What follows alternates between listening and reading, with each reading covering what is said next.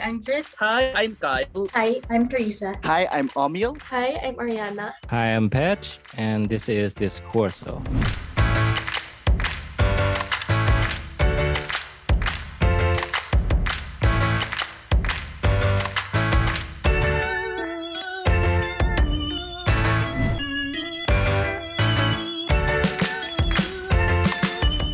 When Julie left Axel and then went to a party at night, basically she just gate crashed to a party. And then, parang to be honest, I would really love to do that in real life. Like, gonna crash to someone's party, then you're gonna make friends there. Parang, I would say, this is an interesting thing to do. I just want to share that the most common answer was the breakup scene, right? So, and that's also my answer. It lingered to my mind the most because it was so very authentic and very heartbreaking.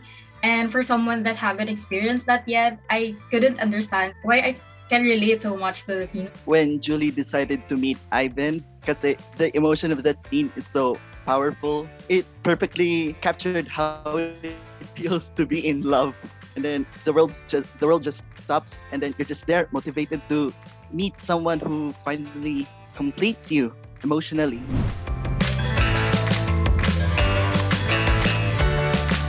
Very first part of the scene, which is where Julie changes careers. Well, actually, I have a lot of friends who had shifted, dropped their courses out of lack of motivation, unhappiness, and maybe they're just really tired. The party crashing scenes, I've done that several times myself. But I'm not ending up with, pretend cheating with anyone. I'm not going to anyone's bathroom with someone else. But when in some point in life, I think you just want to walk somewhere and just be someone that you're not. Before Julie crashed the party, yung background ni Kyle, di ba yan yun? She was walking alone and then she was crying, like silently and to herself. I personally relate to that on a deeper level because I actually do that in real life. So that's what Julie and I have something in common.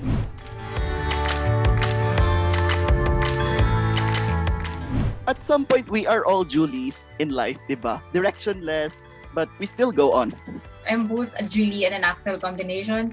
Like sometimes there are things that I don't know what to do. And like Julie, we're all just trying our best, We're just trying to choose a decision that we think what's best for us.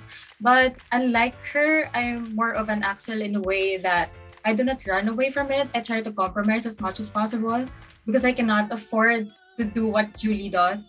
I think it's really Julie because I'm an impulsive and decisive person, and up until now, even though I'm already in college, I'm still unsure of what I like.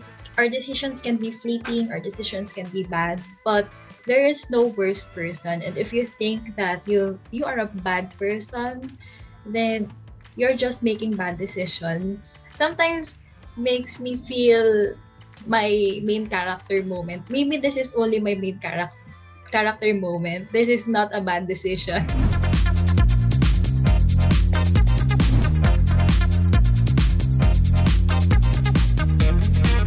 Identity crisis and the search for self-satisfaction. It easily resonates with people, even in ways not necessarily romantic. The proper representation of uncertainty. Sincerity. Beautiful portrayals of life. Realistic, at the same time imaginative.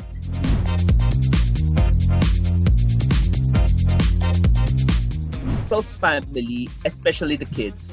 Not really the worst part, but I got confused with the interview scene. Julie's father. I have to say Julie's father as well.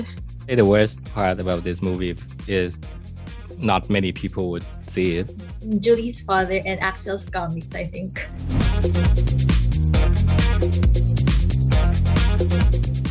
So, Axel, because he died and so she can be with someone else. Axel. Avind as well.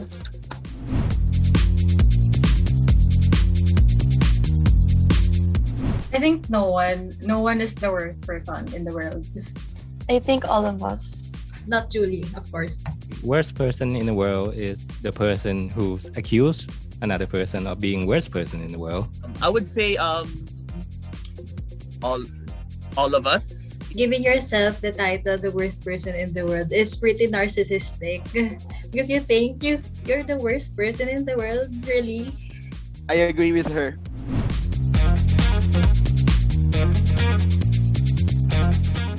Point five. 9.5. Give it a 10. I give it a 9. 10. I'd give it an 8.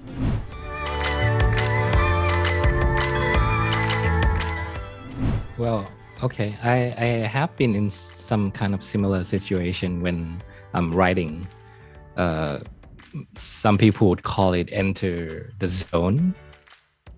When you're in that zone and you're so focused, it's like, the world's just stop moving. The world stopped once that I found my tribe, to say at least. It's like people that I've really met, a lot of new people outside of my family since the COVID-19 pandemic started. It really felt like a huge impact on my emotional being, that I was being locked inside. Not literally that I was being locked in my bedroom, but the pandemic had forced us to isolate ourselves further. I've experienced it when I was really sad and I was feeling really emotional on a bus, I think, and I was crying. I didn't notice what's happening around me. I just cried, feeling my moment.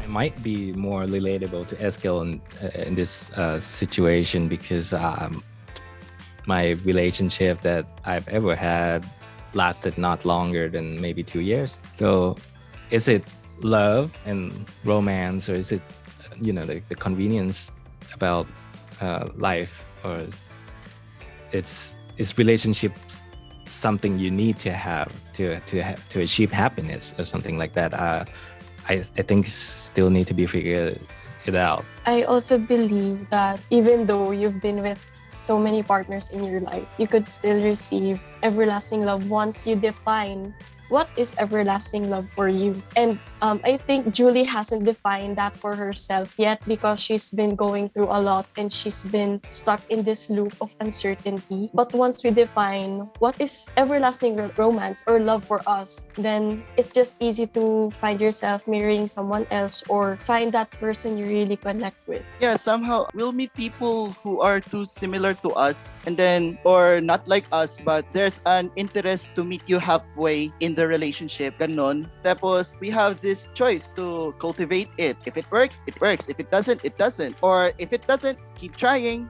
If everything becomes pointless, then this is the moment of just letting go. But kahit ganyan yung life, parang despite the obvious and subtle warnings of the universe, we still tend to face problems head on with all our insecurities and our deepest flaws.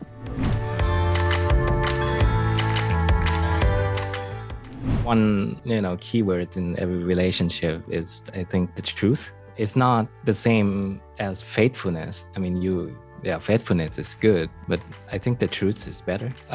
You can be unfaithful, but you have to tell the truth. I agree with that kasi if you're not being honest, like you're not for the truth, parang you are putting yourself in a risky situation. It's not secure. It's insecure. So what if in relationship parang wala na yung spark kasi mundane na lahat. So by just being honest, being for the truth, I think that speaks a lot for the relationship if you're just being honest.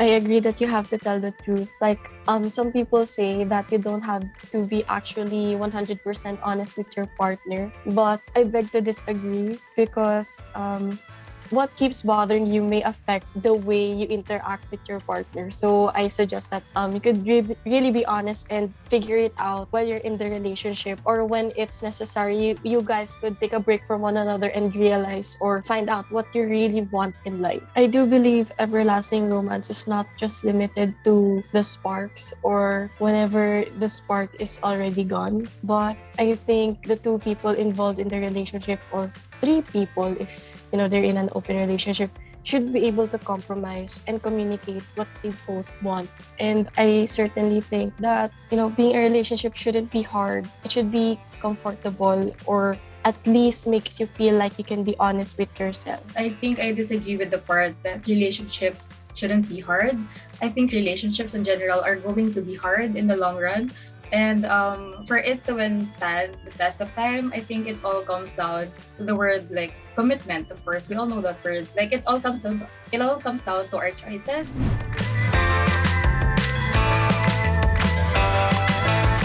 Love how he understands Julie. Like I think one of the scenes that I can't also forget is when Julie asked him to read one of the articles that she wrote, and Julie really appreciated his feedback for that, and it really touched me because I also like to write things, and I also like asking my friends to read about them, and I love it when they understand it. I think no. No, because Axel is more stable na kasi in life. And at this point, parang yun din yung hinahanap ko. I'm looking for stability and security now.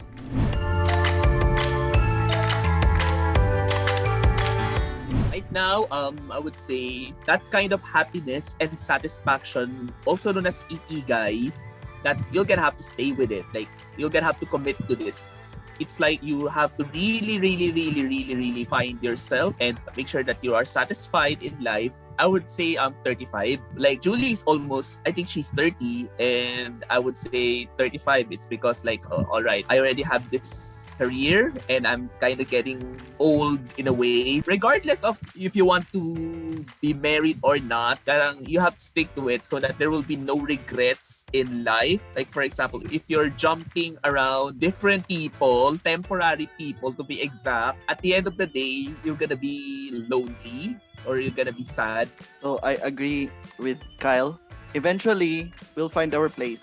Actually, I'm still 22, so I'm not in the position to conclude. Pero I think, I agree with Kyle, around 35, in 30s. Well, I'm in my 30s and I'm not settling down anytime soon. This is not because of COVID or anything. It's really complicated, actually. I mean, you could dream of what life you want to have with someone you want to be with, but the behind the scenes of it's just so, I would say it's real.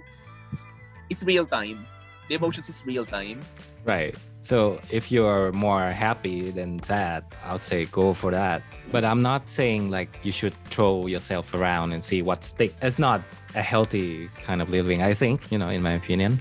But how would you know what the future may bring to someone like you barely even know? They might be your soulmate or they might not be. It's hard to see what another person see in us as. I think siguro hindi sa age yun, but it's in our critical thinkers kasi tayo lahat. So we need to weigh the pros and cons. We need to weigh everything before we decide to settle down or to explore. I just want to say that it's really interesting how the first ones to answer are the men. For women, it's really hard to say that we're going to settle down at like 40s or late 30s because we really have that burden on ourselves that we should. I think the society expects us to carry a baby, give birth, and all of that. And it's really hard to say that you're going to settle down at this age, just like Julie, that she's already in her 30s and she just doesn't know what to do about her life and her decisions on her relationships. And even in her family, she's really uncertain. I agree with Miss Carissa. Though, if I might answer the first question, I think it's regardless. Whenever we want to settle down, it's not really necessary to put an age, whether you want to settle down or focus on your career, because there are still instances that one might self-sabotage, like Julie. I really agree with Miss Carissa because, sometimes, even though we educate ourselves about becoming feminists, there is this patriarchal society that we still live in, which expects us to do all the housework and whatsoever. Though I do believe that there are men out there who will help you with those chores and whatsoever and break or disrupt that system even inside of your home. So I think we should move with our own pace and just do as what we like and finally put a label on it, whether we want to be settled down or whatever, when we feel comfortable.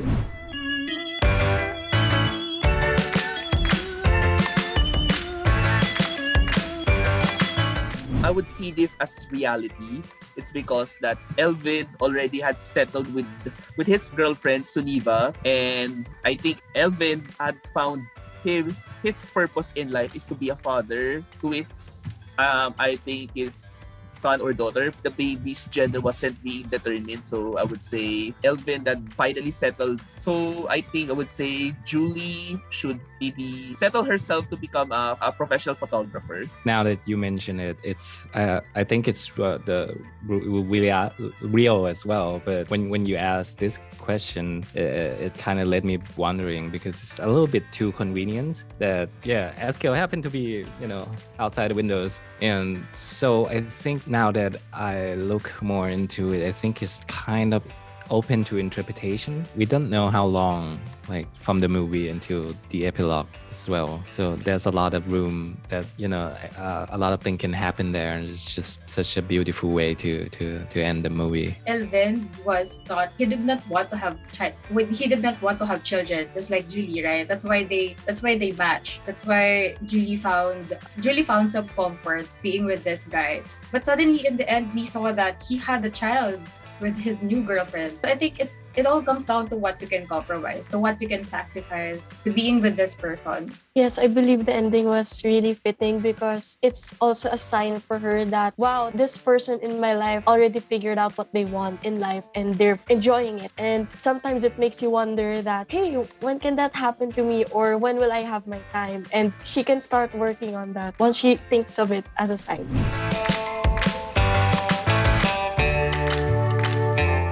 Overall, after watching the film, I felt really touched by it because, there's no film that has ever represented uncertainty this way. Like from other films, it might show like a little sequence or particular scenes about uncertainty, but this one, it's all throughout and it was well executed. And for me, it's really heartwarming to see that there's a person that could embody all of us, knowing that we all have different challenges in life and we also have uncertainties about particular things that we still don't know the answers of. And there's something so humane about the film that will literally make you remember what it felt like watching it even after a day of watching it. So I believe it's one of the best films out there, especially it needs to be watched by those who are going through something in their life. Yeah, okay. I just want to say how well this movie brings people together. Like what's happening right now, I'm in another part of the world, and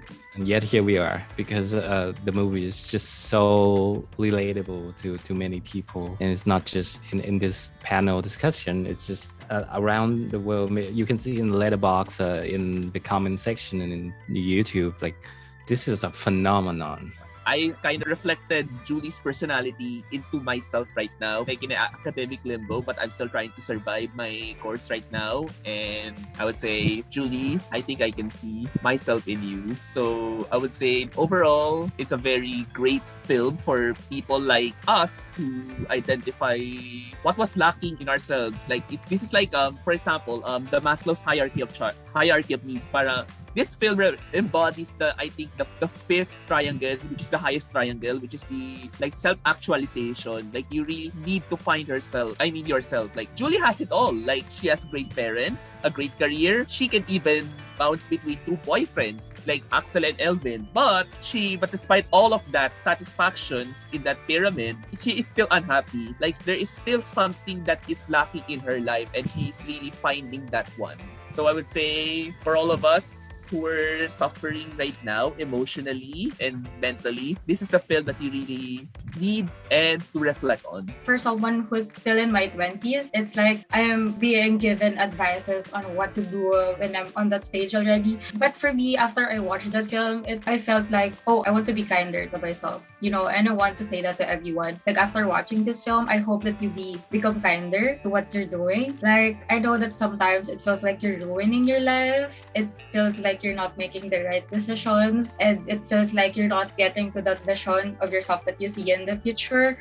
But just calm down and like think for a moment that it will all come into place one day, and you're just trying your best to live your life to the fullest in the ways that you know how. So like, don't worry, your time will come, just like how time will also come for Julie to settle down. I want to add a little bit on the title of the movie, the worst person in the world. I think what the movie is trying to say here is that it's okay to be the worst person in the world, but be the best worst person in the world.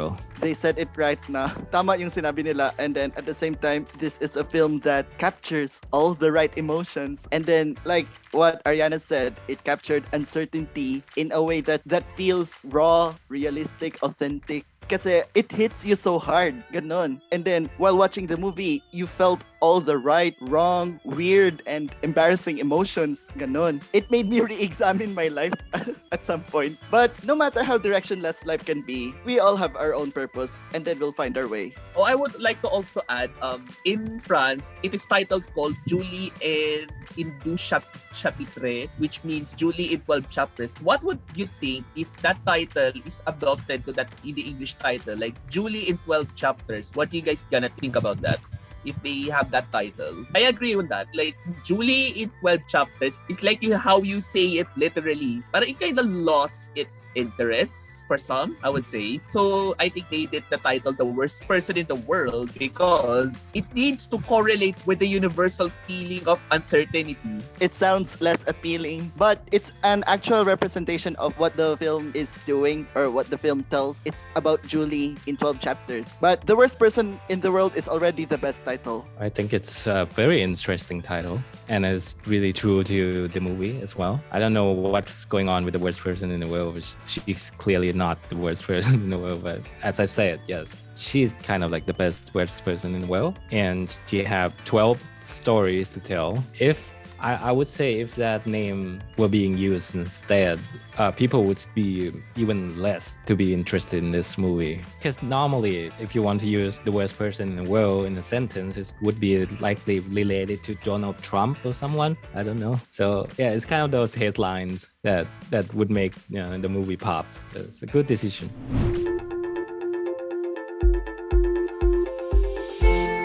For me, as I'm in my 30s, a lot of things that Julie has gone through, I have been through that already. But if I have to, look at in this perspective of Asko, for example, maybe I'm afraid of dying alone, as Asko probably did.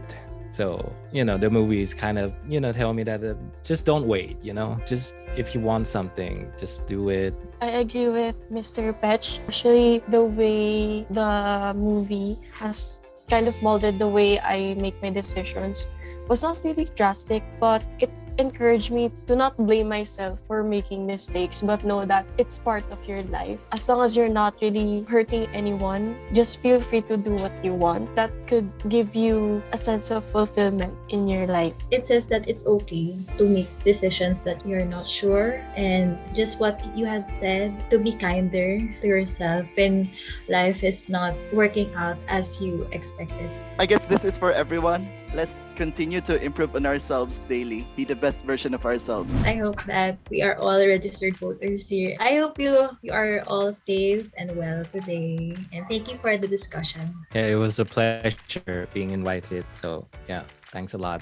It's been great. Nothing that is not shrouded in secrecy, but you could follow my Twitter at Pitch, but I could leave a link here. And currently I do the NFT project, but that's nothing to do with anything at the moment. But I just want to say that I don't know about a lot of situation around the world, but there's a lot of certain war going on. And I just want to shout out for maybe a peace and for everyone to stop condone violence. Shout out to Sinigang. Hello. I didn't tell this yet to them, pero so I just wanna surprise you guys lang. Yun lang. And I would say, watch out for my thesis I am doing right now. And hopefully, if this will come to a reality, expect that there will be a cinema in Escolta, Manila. I just want to thank Sinepanghalina, and it's amazing that there's actually someone here who's not from the Philippines. It's amazing to hear perspectives from other people. And it's fascinating that I still have so lot to unpack in that film after hearing your thoughts? Maybe a rewatch is in order after this one. I would like to promote Mr. Petch's upcoming feature film and Mr. Kyle's thesis. Thank you. Yes. And more success to Sinepanghalina. And I thank all of you guys and Sinepanghalina for creating this discourso and for enlightening me and educating me more about what you know about the worst person in the world. Don't forget to follow Sinepanghalina on Facebook, Instagram, and TikTok, and subscribe to their YouTube channel. Thank you.